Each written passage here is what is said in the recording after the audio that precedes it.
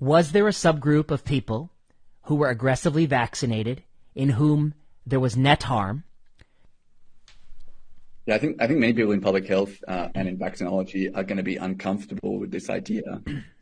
But the evidence is accumulating to suggest that there probably were situations where people were exposed to a net harm as a result of vaccination.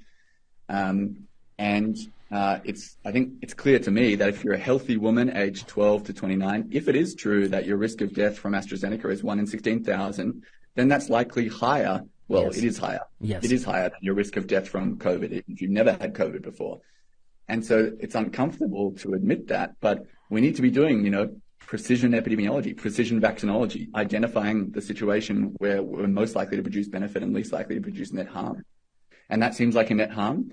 And likewise in the young men with myocarditis with mRNA, I don't know what the risk is there. My intuition is it's in the order of kind of 1 in 100,000 or 1 in a million of death from myocarditis. Sure, probably right. Based on populations like New Zealand who've vaccinated everyone and have had X amount of cardiac deaths.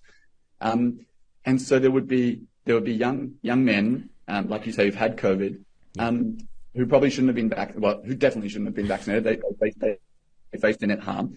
And I think the biggest tragedy, and I was on this in 2021, emailing policymakers in Australia, was giving people the second dose of mRNA, young men.